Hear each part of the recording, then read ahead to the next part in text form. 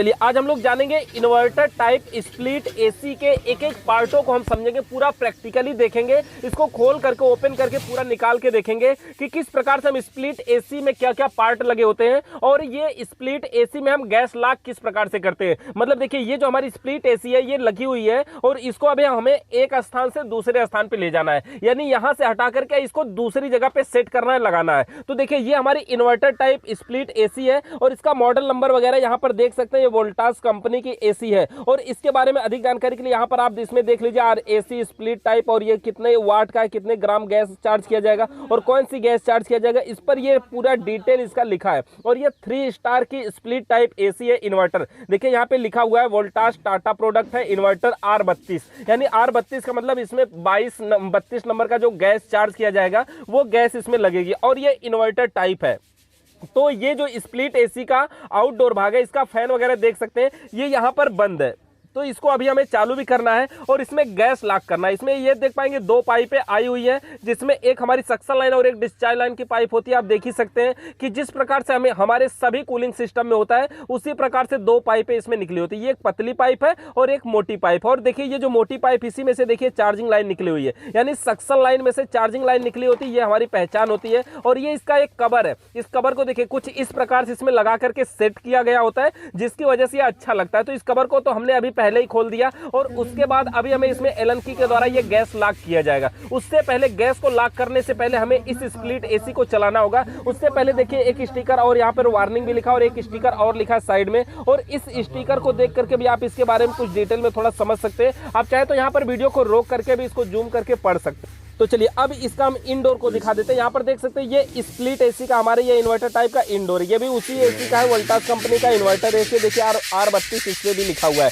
Inverter R32। और ऊपर ये देख पाएंगे इसके पीसीबी की 3 लाइटें ऊपर लगी हुई हैं और ये R32 यहाँ पर लिखा हुआ है इन्वर्टर टाइप स्प्लिट एसी है। इसके हम बॉडी को भी खोल करके आपको दिखाएंगे, इसका कंडेंसर फिल्टर भी दिखाएंगे हम आपको, और इसके अंदर एयर फिल्टर कैसे लगा होता है एसी का, अगर आप सर्विस करते हैं तो किस प्रकार से कर सकते हैं, क्या क्या पार्ट लगे होते हैं, ग्रिल को कैसे निकालते हैं, वो सब हम आपको इसमें एक एक पार्टों को दिखाएंगे। तो यहाँ पर देखिए सबसे पहले तो ये देखिए इसकी 2 पाइपें होती हैं। ये जो दोनों पाइपें, ग्रिल को हम ऐसे देखिए निकाल सकते हैं। ग्रिल का मतलब समझ सकते हैं ना, ये जो इसको स्विंग मोटर चलाता है ऊपर नीचे, जो हवा को दिशा देने का कार्य करता है, उसको यहाँ से हम ऐसे निकाल लेते हैं। ये लॉक पे आधारित होता है। उसके बाद इसकी बॉडी को ऐसे अगर हम ऊपर उठाएंगे, ये भी लॉक के ऊपर ही आधारित होता है। तो इसको जब हम अगर ऐसे ही ऊपर उठाएंगे तो ये आसानी से देखिए नीचे से ऊपर खुल जाएगा। और उसके बाद ये नीचे देख पाएंगे इसका एयर फिल्टर लगा होता है, तो एयर फिल्टर को हमें निकालना होता है। लेकिन देखिए जिसकी बॉडी को हमें निकालने के लिए कुछ नहीं, ये सारे पार्ट इसमें लॉक के ऊपर अभी आधारित है, स्क्रूप नहीं है। और देखिए एयर फिल्टर मतलब हवा को छानने वाला फिल्टर, और ये लंबा होने के कारण इसमें 2 एयर फिल्टर का प्रयोग किया जाता है, यानी जो कमरे की हवा को खींचता है वो हवा छन करके एवापोरेटर में, नहीं तो उसमें क्या होगा, एवापोरेटर जाम हो जाएगा, यानी कमरे की धूल मिट्टी एवापोरेटर में चली जाएगी और एवापोरेटर जाम हो जाएगा। तो यहाँ पर देखिए इसमें ये सेंसर है, इसका डिस्प्ले का वायर लगा हुआ है, तो इसको अभी हमें आसानी से लॉक के ऊपर ही आधारित है, इसको आसानी से इसको दबा करके और खोल के निकाल लेना, तभी ये ऊपर वाला पॉइंट बाहर निकलेगा, यानी इसकी जो बॉडी है ऊपर वाली वो बाहर निकलेगी, और वो भी लॉक के ऊपर आधारित है। तो यहाँ पर देखिए ये जंक्शन पॉइंट इसमें जो पीसीबी का लगा हुआ है वो इसी प्रकार से बस उसमें लगा, छोटी सी डिस्प्ले और 3 LED लाइट ऊपर जो लगी हुई संकेत करने के लिए, उसी के लिए है। तो इसको हमें लॉक के ऊपर आधारित है, तो इसको आसानी से देखिए ऐसे इस प्रकार से खोल के निकाल लेना है। अब स्प्लिट एसी में ये जो देख पा रही है, जो सामने दिखाई दे रहा है, ये दिख रहा है हमारा सीधा एवापोरेटर मतलब कूलिंग कॉइल, यानी एसी में जो ठंडा करता है। और सेंसर वायर देखिए यहाँ पर इसमें टच है, और इसमें 2 सेंसर होते हैं, एक तो रूम सेंसर होता है, एक एवापोरेटर सेंसर, यानी एक बताता है कमरे का कितना तापमान है और एक बताता है कि इस समय कितना ठंडा करे। तो दोनों टेम्परेचर जो अलग अलग है, जो कूलिंग टेम्परेचर को कट करता है। देखिए यहाँ पर इसका ये पार्ट है, कुछ इस प्रकार से दिखाई दे रहे हैं, ये हमारी स्प्लिट टाइप इन्वर्टर एसी है। और यहाँ पर देखिए ये पूरी स्प्लिट एसी हमारी इंडोर है, और इंडोर में सबसे पहले यहाँ पर इतनी बॉडी उतारने के बाद हमें एवापोरेटर दिखता है। उसके बाद अगर हम और बॉडी को ओपन करें और बॉडी को खोलें तो देखिए ये सारे जो पार्ट है ये भी लॉक के ऊपर आधारित है। देखिए अभी हमें क्या करना है, स्प्लिट एसी को दूसरे स्थान पे लगाना है, तो इसको खोलना जरूरी नहीं होता, लेकिन हम आपको दिखाने के लिए यहाँ पर इसको ओपन कर रहे हैं और इसके एवापोरेटर में जो इसका सेंसर वायर है उसको हमें गर्म करना होगा। तो यहाँ पर देख सकते हैं कि ये अब हमने इसके बॉडी को भी उतार दिया। अब ये कुछ खुला खुला सा दिख रहा है। अब ये पूरा एवापोरेटर दिख रहा है, देखने में देखिए जैसे पीतल की तरह दिख रहा है ना। इसकी जो पाइपें होती हैं वो कॉपर की बनी होती हैं और जो फिन्स होता है वो एल्युमिनियम का बना होता है। कॉपर और एल्युमिनियम का बना होता है। एल्युमिनियम का इसलिए होता है ना, एल्युमिनियम में क्वालिटी होती है, जल्दी से गर्मी पाने पे गर्म भी हो जाता है और जल्दी से ठंडा भी हो जाता है, तो इसीलिए। और यहाँ पर अब देखिए इसका सेंसर वायर आपको साफ साफ दिखाई दे रहा है। ये सेंसर वायर है जो एवापोरेटर की कूलिंग को कंट्रोल करने का काम करता है। यानी कि अगर एवापोरेटर आवश्यकता से अधिक ठंडा होता है तो अपने आप ये सप्लाई को कट कर देगा। और यहाँ पर देख सकते हैं ग्रीन कलर का बॉडी अर्थ वायर है और एक और ये सेंसर वायर इसमें लगा हुआ है, दूसरा वाला। देखिए यहाँ पर इसको अगर हम निकालेंगे तो वो दूसरा वाला जो ब्लैक कलर वाला है, ये वाला सेंसर वायर, ये आसानी से इसमें से निकल भी जाता है। इसमें बस उसमें डाला गया होता है। देखिए ये एक सेंसर है, एक रूम टेम्परेचर बताता है और एक एवापोरेटर की कूलिंग को बताता है। दोनों को कंट्रोल करने के लिए ये लगा होता है। इसके अलावा और भी अगर हम इसमें बात करें तो दो तो सेंसर वायर हो गए। इसके नीचे इसकी देखिए मेन लीड लगी होती है। मेन लीड मतलब पावर की सप्लाई वाली मेन लीड, और उसी के बगल में इसमें स्विंग मोटर भी लगा होता है। तो देखिए ये मेन लीड है जो कि बाहर से आई हुई है और उसी के बगल में देखिए मेन लीड इस प्रकार से इसमें से आकर के यहाँ पर इसमें जंक्शन पॉइंट होता है, उसमें जोड़ा गया होता है। और ये जो छोटा सा मोटर देख रहे हैं ये स्विंग मोटर होता है जो 220 वोल्ट की एसी सप्लाई से सीधा काम करता है। और इसका जो आरपीएम होता है वो 4 से 6 होता है। आरपीएम का मतलब राउंड प्रति मिनट। लेकिन यहाँ पे देखिए ये डीसी मोटर है, 12 वोल्ट डीसी, क्योंकि ये इन्वर्टर टाइप एसी है ना, ये 12 वोल्ट की डीसी मोटर यानी 12 वोल्ट की सप्लाई से चलता है डीसी मोटर। देखिए ये इन्वर्टर टाइप एसी होने के कारण इसका जो मेन फैन मोटर है वो भी डीसी फैन मोटर होता है। तो इसमें सारे पार्ट जब डीसी होते हैं ना तो इसीलिए पावर कम लेता है, यानी लाइट कम लेता है। तो ये जो मोटर है स्विंग मोटर, इसका समझ ध्यान दीजिएगा कि ये 12 वोल्ट का डीसी मोटर है। इसके अलावा देखिए ये स्प्लिट एसी का हमारे ये इन्वर्टर टाइप का इसका रिमोट है। ये भी देखिए इसमें भी वोल्टास कंपनी का ब्रांड लिखा हुआ है। बटन इसमें देख सकते हैं कौन कौन सी पावर का है और इसके अंदर पीछे बैटरी भी लगी होती है उसी प्रकार से जैसे हमारे नॉर्मल रिमोट में लगी होती है। कुछ इसमें वार्निंग वगैरह भी लिखे हुए हैं कि क्या क्या इसमें करना चाहिए, क्या नहीं करना चाहिए, क्या ध्यान देना चाहिए। और यहाँ पर देख सकते हैं कि इसका जो ढक्कन होता है इस प्रकार से खोल करके हम बैटरी वगैरह को भी चेंज कर सकते हैं, बदल सकते हैं। चलिए अब हम क्या करते हैं, इसका जो पीसीबी पॉइंट था, जो डिस्प्ले पॉइंट था, उसको यहाँ पर हम यहाँ पे जो इसका जंक्शन पॉइंट है उसमें लगा देते हैं, इसके किट में खोज देते हैं। और देखिए हमें क्या करना है, एसी को अभी चालू करना है। चालू करने के लिए सबसे पहली बात तो देखिए क्या करना होगा कि इसको हमें चालू करने के लिए आपको ध्यान देना होगा। अगर आप कभी भी एसी ठंडी के मौसम में बना रहे और अगर रूम का टेम्परेचर 16 से कम है तो आप अगर एसी को चालू करेंगे तो कंप्रेसर मोटर कभी भी चालू नहीं होगा। तो उसके लिए हमें सबसे महत्वपूर्ण बात ध्यान देना होगा। कभी कभी बहुत सारे लोग बहुत परेशान रह जाते हैं कि एसी को चालू करते हैं और चालू ही नहीं होता। तो चालू करने में सबसे बड़ी ध्यान देना है कि इसका जो टेम्परेचर होगा वो कम से कम 16 से ऊपर होना चाहिए। तो अगर 16 से नीचे रहेगा तो एसी चालू नहीं होगी। तो अगर हमें टेम्परेचर को बढ़ाना होगा तो क्या करना होगा, इसका जो सेंसर वायर है देखिए उसको हमें किसी तरह से हीट करना होगा, गर्म करना होगा, से इसका टेम्परेचर बढ़ जाए और हमारी एसी चालू हो जाए। क्योंकि जानते हैं रिमोट में जो सेटिंग होती है वो 16 से लेकर 30 तक होती है। तो कम से कम 16 और मैक्सिमम 30 तक जब इसकी सेटिंग होती है तो 16 से नीचे रहेगा अगर रूम का टेम्परेचर तो एसी चालू नहीं होगी। तो यहाँ पर देखिए अभी हम हीट कर रहे हैं और यहाँ पर हीट करने के लिए हम वैसे एक मरकरी लाइट का यूज कर रहे हैं। यहाँ पर 500 वाट का हम लगाए हुए हैं लैंप इसमें, तो उसी से हम इसको हीट करने की कोशिश कर रहे हैं। जब ये रूम का टेम्परेचर बढ़ जाएगा तब यहाँ पर इसमें बढ़िया तरीके से ये कंप्रेसर मोटर चालू होगा। इससे पहले हमारे जो बच्चे प्रैक्टिकल करके गए उसमें भी ये प्रॉब्लम हो रही थी। एसी को चालू कर रहे थे तो चालू होने में दिक्कत हो रही। तो वहां पर क्या किया गया कि उसका जो सेंसर वायर उसको हाथ से रगड़ रगड़ के उसको गर्म किया जाता था। तो जब टेम्परेचर वो 20-22 के पार जाता था, यानी कुल मिला के जो सेटिंग की गई है, जैसे मान लिया अगर आप सेटिंग 20 पे चला रहे हैं तो सेटिंग अगर 20 पे चला रहे हैं तो 20 से ऊपर रहेगा तभी एसी चालू होगी, उससे नीचे होने पे ही चालू नहीं होगी। अगर सेटिंग कम से कम 16 कर दिए तो 17 होने पर भी कंप्रेसर मोटर चालू हो जाएगा। तो यहां पर उसी प्रकार से हमें इसके हीट करना होगा, गर्म करना होगा, उसके बाद ही कंप्रेसर मोटर इसमें चलेगा। तो जैसे ही कंप्रेसर मोटर स्टार्ट हो जाएगा देखेंगे कि उसकी पाइपों पे आइस जमा हो जाएगी, आइस दिखना शुरू हो जाएगी। यहाँ पे देखिए कंप्रेसर मोटर चालू हो चुका है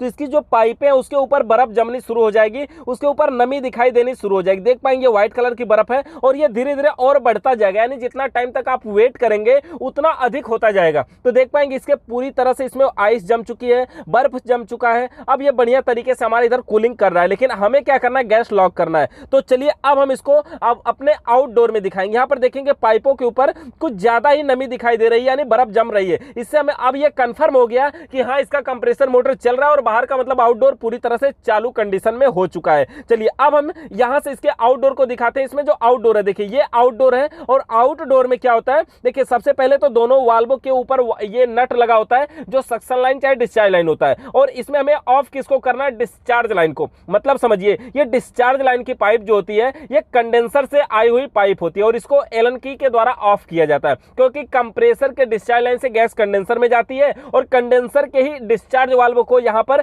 हम ऑफ कर देते हैं, बंद कर देते हैं इसी एलन की के द्वारा। देखिए ये जो एलन की आती है ये नंबर के हिसाब से आती है, 5 नंबर 6 नंबर mm लिखा होता है उस पे, 5 mm 6 mm। तो इसी एलन की के द्वारा क्या करेंगे, इसका जो डिस्चार्ज लाइन है, देखिए एक पहचान भी होती है सक्शन लाइन डिस्चार्ज लाइन की कि डिस्चार्ज लाइन की जो पाइप होती है वो पतली होती है और सक्शन लाइन मोटी होती है। तो इसी प्रकार से एलन की के द्वारा हम डिस्चार्ज लाइन को ऑफ कर देंगे, बंद कर देंगे, और जब हम इसको बंद कर देंगे तो कंप्रेसर जो क्या करेगा, गैस को सक्शन लाइन से खींचेगा, डिस्चार्ज से फेंकेगा और डिस्चार्ज लाइन से गैस आ करके कंडेंसर में भर जाएगी। अब पूरी तरह से कंडेंसर में भर जाएगी और यहां पर देख सकते हैं इसमें फैन आपको चलता हुआ थोड़ा सा दिखाई दे रहा होगा। इसका जो फैन मोटर है वो चालू कंडीशन में इस समय चल रहा है। यहां पर देख सकते हैं इसका जो फैन मोटर है वो चल रहा है, यानी कंप्रेसर चल रहा है। तो ये क्या हो गया, अब डिस्चार्ज लाइन को ऑफ करने के कारण गैस जाएगी नहीं, सिर्फ आ रही है। तो सक्शन लाइन खींच करके गैस को कंडेंसर में भरेगा और इसको हम तब तक करते हैं जब तक ये सक्शन लाइन की पाइप हल्का हल्का गर्म होने लगती है। गर्म होने का मतलब जब तक सक्शन लाइन से गैस आती है तो नॉर्मल होता है और जब गैस आना बंद हो जाती है तो ठंडा होने लगता है। और अब हम क्या करेंगे,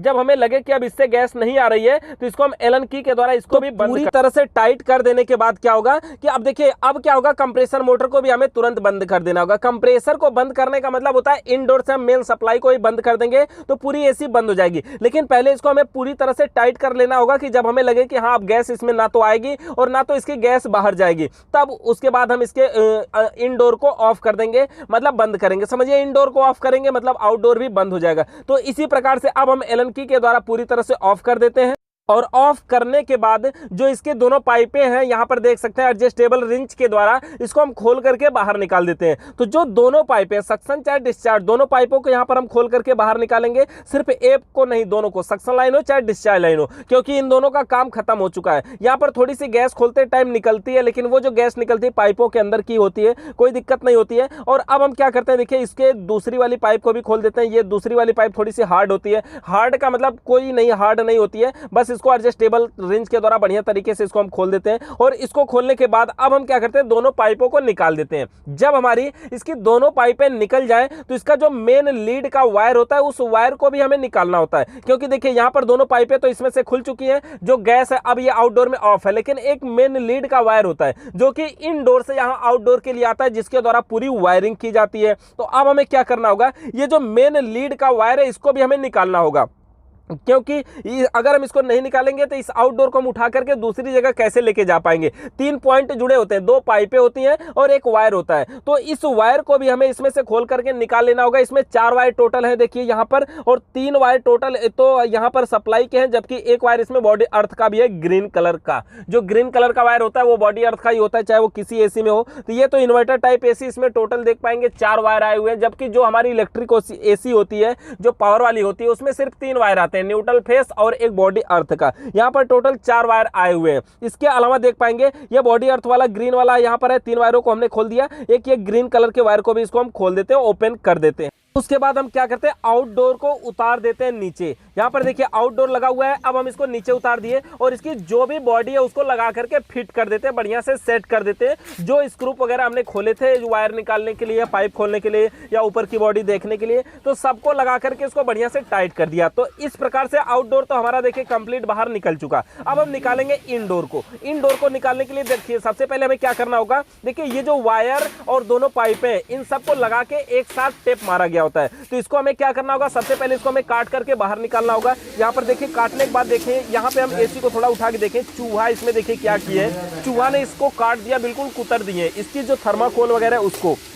तो हमें क्या करना होगा, इस प्रकार से खोल करके जहाँ पे चूहा वगैरह काट दिया इस प्रकार से खोल देना होगा। और पाइप में दो जोड़ होते हैं जो कि सक्शन पाइप और डिस्चार्ज पाइप इसमें जुड़ी होती है इसमें। तो देखिए एक यहाँ पे नट लगा होता है। ये जो पाइप की साइज होती है एक तो जैसे 1/4 या 5/16 होती है, या फिर 1/4 साइज की होती है, या फिर 1/2 साइज की होती है। तो ये जो नट लगे होते हैं इस नट को हमें एडजस्टेबल रिंच और प्लायर के द्वारा इसको खोल लेना चाहिए। दोनों टूल्स लगाएंगे तो ये आसानी से खुल जाता, कोई भी दिक्कत इसमें नहीं होती। तो दोनों टूल्स से वैसे हमें खोलना चाहिए और दोनों पाइपों को हमें खोल करके बढ़िया तरीके से निकाल के अलग कर देना चाहिए। पाइप को ध्यान देना चाहिए, घूमना नहीं चाहिए, फटना नहीं चाहिए, कुछ टूटना नहीं चाहिए। तो बढ़िया तरीके से एक तरफ से अगर हम प्लायर से पकड़ते और एक तरफ से एडजस्टेबल रिंच लगाते तो ये बढ़िया तरीके से खुल जाता। तो यहाँ पर देखिए अभी हम इस रिंच के द्वारा इन दोनों पाइपों को खोल के अलग कर देंगे और जब हम अगर दोनों टूल्स का यूज करेंगे सही से आसानी से जल्दी से ये खुल जाएगा। तो यहाँ पर देखिए दोनों पाइपों से हम एक तरफ से पकड़ लिया, अब इसको हम खोल के अलग कर दिए। जब दोनों अलग हो जाए इसके बाद हमें क्या करना होगा, अब हमें इसके इंडोर को यहाँ से हटाना होगा, उठाना होगा।